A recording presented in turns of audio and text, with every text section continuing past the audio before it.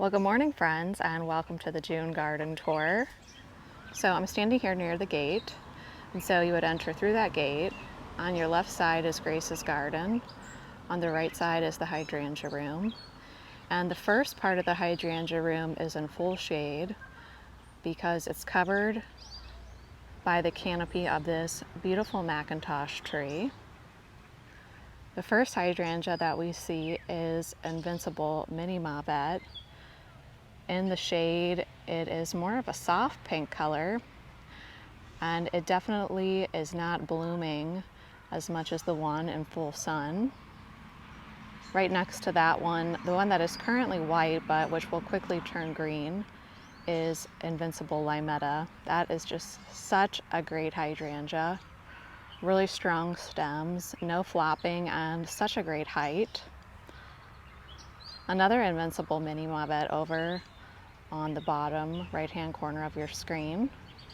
And I've tried to use the same hydrangeas on both sides of the hydrangea room, but to not repeat exactly because I'm going for more of a natural feel over here. So you see Haas Halo there is the beautiful white lace cap smooth hydrangea. We have Incredible, and then we have Invincible Ruby. Invincible Ruby is also in between each hummingbird arch. And as we start to walk forward, we enter this area which is now basically in full sun, and look at the difference in the performance of these hydrangeas.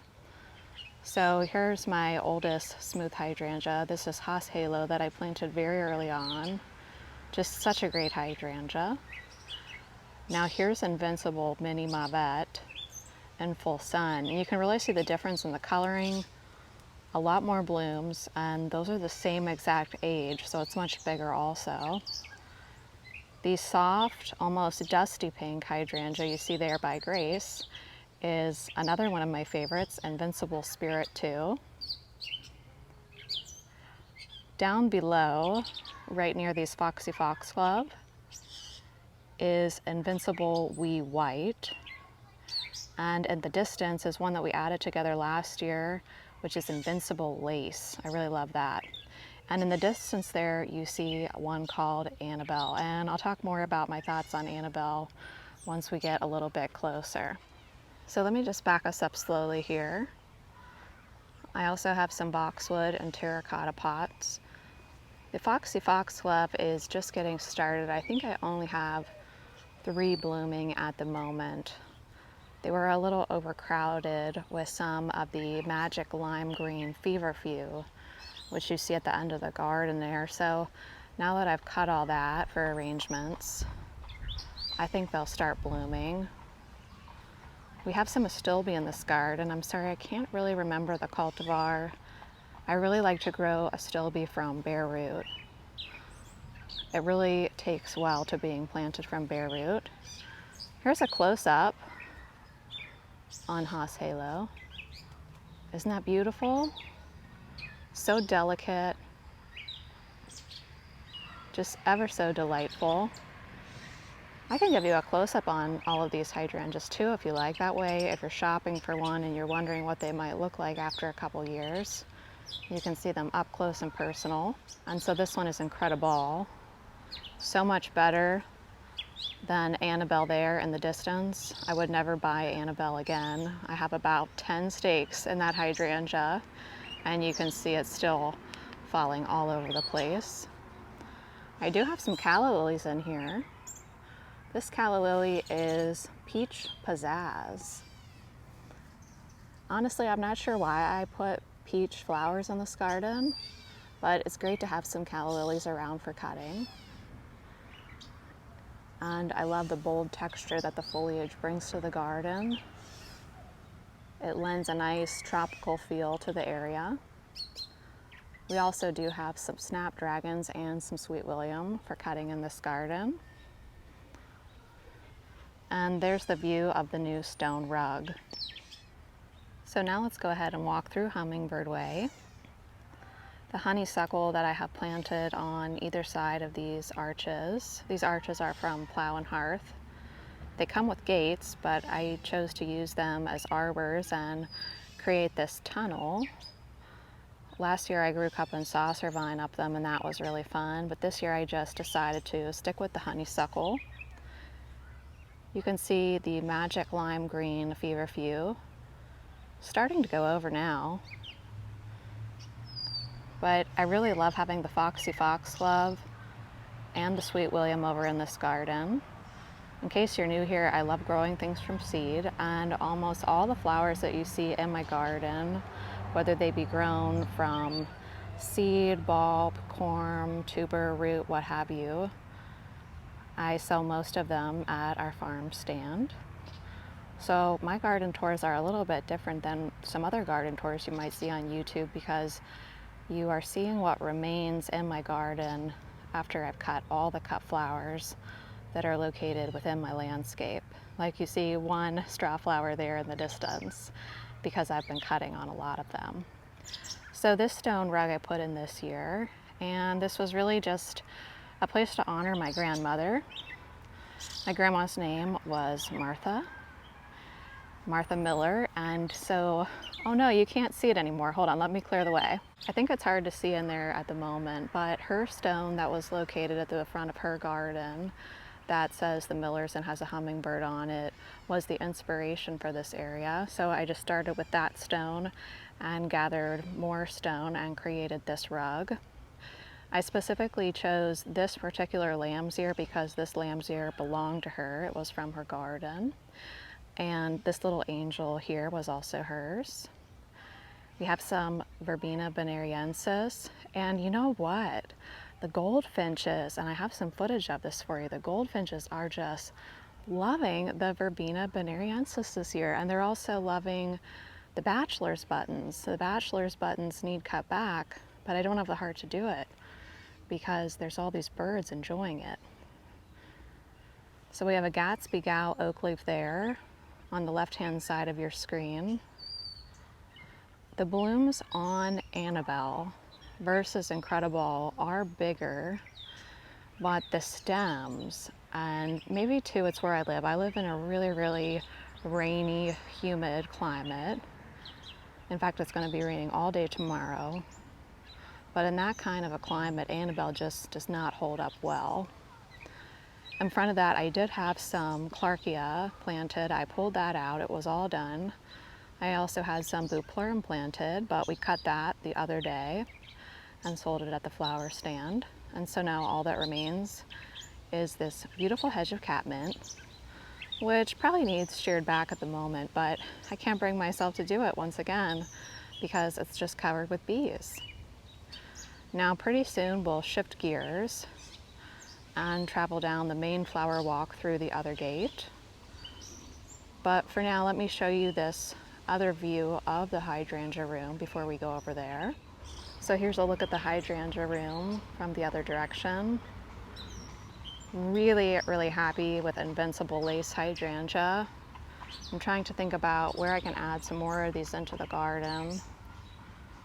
Such a great partner to Haas Halo, and I just love having all the different hydrangeas in one place. I'm really a hydrangea enthusiast. So let's go ahead and travel through this other gate now.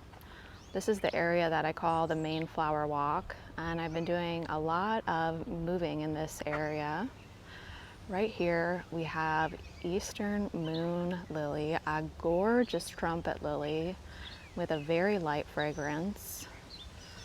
The blooms on Eastern Moon are not long lasting, but there's lots of blooms on each stem, so you do get a decent show. But over the last, I think I've had them 2 years, maybe 3, I remember the same thing happening. It seemed like each flower itself maybe lasted, I don't know, maybe just 2 days. So, sorry, I've got a little bit of debris lying around. Hope you don't mind too much. Kind of laid back in terms of that. Got a beautiful 9 bark there on this side of the main flower walk. This year I'm keeping it purples, acid greens, peaches, oranges, that orange won't show up until a little bit later on in the season. And also, I think I would like to add in some magentas, because when we had those magentas in late May, I really liked that. Another 9 bark on that side. We're going to enter in now, and we'll be greeted with 2 boxwoods on either side of us. I hope you won't mind my grass. Grass is always under construction around here. And I have the hedge of Bergarten sage there, under the eastern moon lilies. Let me go ahead and enter and close the gate behind us, so we can go ahead and walk down the main flower walk together now. But right now I want to overlay some video of the view that I see from our kitchen window, because that is the view I used to design this space. And there's a lot of shrubs back there that are kind of hard to show, because basically I have this circular landing pad that sometimes is planted with grass. I just planted some more clover. I think I give up on grass at this point. Over here, are these called bergenias? Am I saying that properly? Angel's trumpet. They'll get really big, and those are the peach ones. Please let me know if you have any pest issues on those and how you handle that organically if that does tend to happen for you. So the main shrub that we have repeated in this area is the limelight hydrangea. We have another hedge of catmint. We have some creeping junipers. Followed by that, we have some geums. But, you know, I'm undecided on the peach. Look at Grace. I often see, how do you keep Grace out of your garden? Well, you let me know how to keep her out, and maybe I can learn something from you guys about that. She's the queen of the garden around here.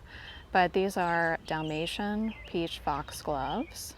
I received those forever purple heucheras from Junk Seed this year, and I was really happy with the condition they arrived in. I think I might do more plant ordering online, especially now that I want to do a lot more repeating of the same plant over and over again. Sometimes it's just really hard to get your hands on a lot of the same exact plant. Is it like that where you live? Sprinter boxwood here in the front, and that's repeated behind me. Gold Splash euonymus. We have lots of gladiolus yet to bloom. I'm trialing a lot of gladiolus this year, so we won't be cutting them. We will be photographing them and writing about them. That'll be really fun and exciting to be able to see all these new and interesting colors. I like the color palette that's going on here, but I think the leaf structure is too similar with the Baptisia right in front of this Winecraft Gold smoke bush. And then once again, that leaf structure is kind of similar to the serviceberry. So maybe I need to rethink the area. I like the colors, but I think I could do better in terms of texture. So moving right along, this area is really yet to fill in. There's a lot of my cut flowers that are going to come to maturity in August. So we have the Carmen Gomfrina. I believe we sowed that together. I have some lavender sprinkled throughout, more Verbena bonariensis, geums. I remembered to do the Chelsea chop on my Joe Pieweed this year, and I also divided it so it's much, much shorter this year. I'm really happy with that. I did move about half of the Sweet William into the border recently. I really like the way it looks, and a lot of you were telling me that it perennializes well where you live, so I thought I'd give that a try. And this is the purple-white bicolor Sweet William. I got that seed from Johnny's. Some peach agastaki there. This is another incredible hydrangea, and I moved that one from the front garden to the back. So I kind of set it back in terms of size. It'll be much, much bigger in the years to come.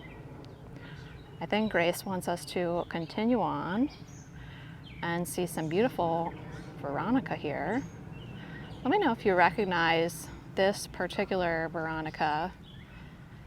I think I picked it up from the side of the road one year and it wasn't labeled, so I'm not sure exactly what variety it is. But here I have some lavender, and I've interplanted the Dalmatian peach foxglove with lady's mantle. We will soon have some, what is that? Is it David's phlox? I thought I moved the David's phlox over to the hydrangea room. I might have missed a piece. We'll soon have David's phlox blooming over here, along with Corvara and Montezuma lilies. There's also 5 elephant ears in this garden and about 20 dahlias. So if you look closely, you can probably see some of those starting, but they're pretty small right now.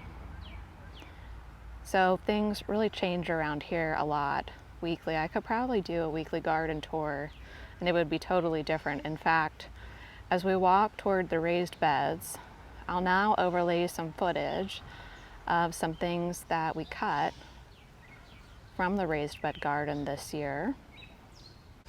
I would say that over the course of the whole growing season, I flip all of these raised beds at least 4 times. Some more, some less, depending on what's in the bed. But for example, I'll overlay some footage for you here. I just flipped this front bed, which was poppy pods, cut and sold all of those, and now I have another wave of straw flower in that bed. Let's take a closer look at how my dahlia breeding is going. So if you're new to this project that I'm working on, last year I grew some dahlias from seed, which I really enjoy doing. One of them really struck me as being especially beautiful, so I called it Saving Grace. There it is. It's this beautiful, beautiful pink dahlia with a sunny yellow center, loved by the bees and the butterflies, a great structure to the plant. I love the color of the foliage, nice and dark. So this Saving Grace I did not pinch, and it started blooming, you know what, I can't honestly remember. Was it blooming in late May? Let me know if you remember when I said that. This other one on the left-hand side of your screen hasn't bloomed yet. I did pinch that one just for comparison. So the mother is in both corners. Then I saved seed from that plant, and these are all of the babies. One is blooming in the back by the straw flower, so we can see her first baby. Along all of these trellises, I'm growing sweet peas. And I do have snail vine on the back trellis, which is not doing great, but it is still alive. So here's a close-up. Pretty much all the same sweet pea. This year in the back I grew Potomac lavender. Really, really happy with this color. No issues with thrips on this color. Apple blossom I love. Starting to have some thrips on that color, so I might rethink that color altogether. And the Costa or Costa apricot, I will cease growing a big thrip problem on that color. This bed was ranunculus. I cut those ranunculus back and I have seeded them with breadseed poppies as an experiment. This bed has some sweet William, tomatoes, more sweet peas. This bed was our quilt work of cool flowers, and now I'm transitioning it to sunflower production.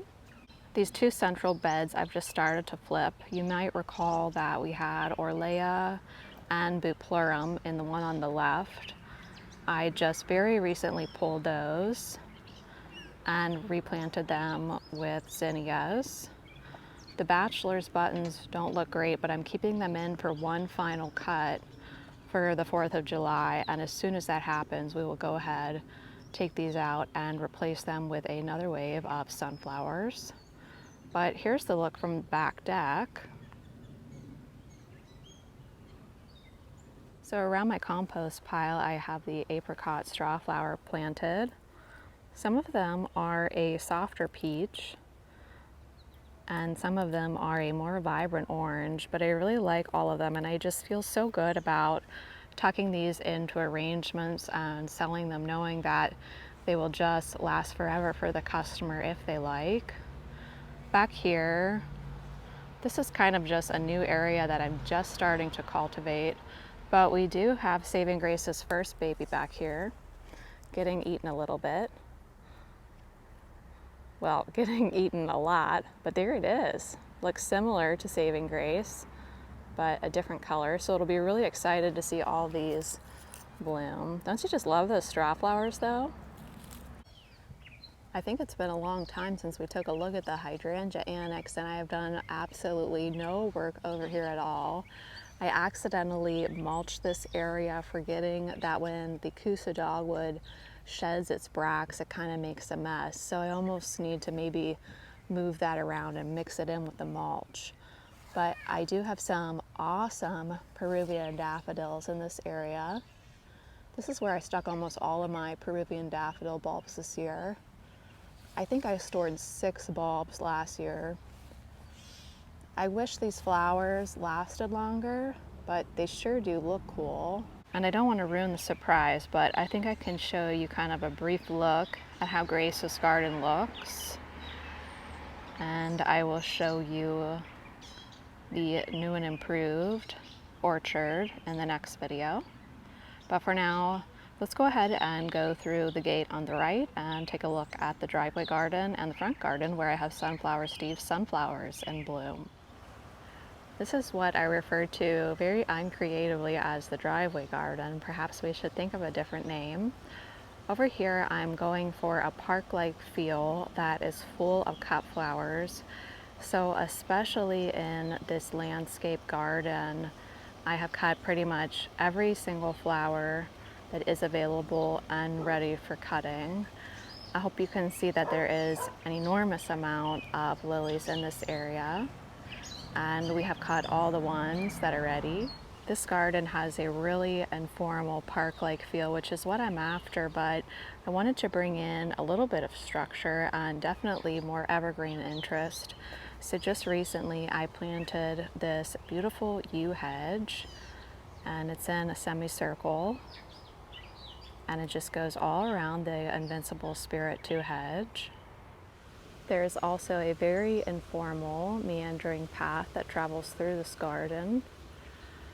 I think we added in that path, I think that was last year, and that was really a great addition. I didn't have any kind of pathway before, and this area was too large in terms of having lots of cut flowers and no path to walk on and set down my harvest bucket.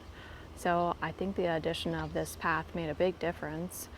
And this is just a path that you can roll up and take with you. We do have some straw flower planted on both sides of the Invincible Spirit 2 hedge. And in front we have dwarf butterfly bushes.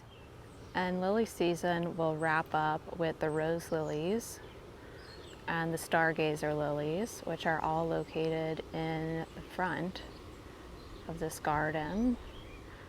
So I will try to do a lily tour, or I will try to go ahead and make sure and cut the lilies with you so that you can see at least 1 or 2 of each variety in bloom. But that's how the driveway garden is shaping up so far.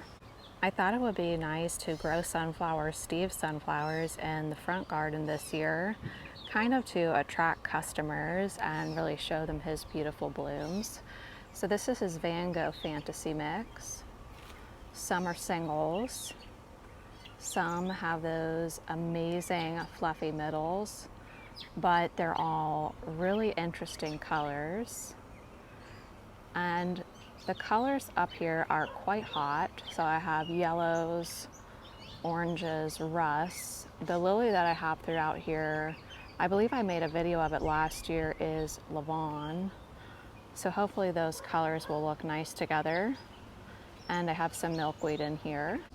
Here's a look at a few more.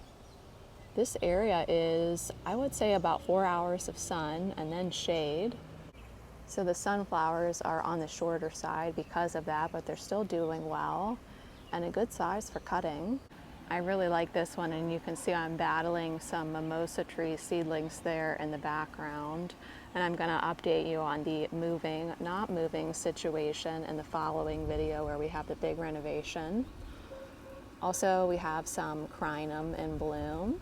Well, friends, thanks so much for spending some time out here in the garden with me. Every time I walk around the June garden tour, it makes me want to buy more smooth pink hydrangeas. Does it make you feel that way? But following this video, I have the big renovation video to share with you that's happening right behind me. It's almost complete. And I have to tell you, I am seeing this garden with all new eyes and all new ideas after seeing this whole area come to life. I'm not even sure come to life is the right way to say it, but it feels like mine now. It feels like almost freeing to be rid of so many problems and to have the opportunity for a fresh start and to create something new.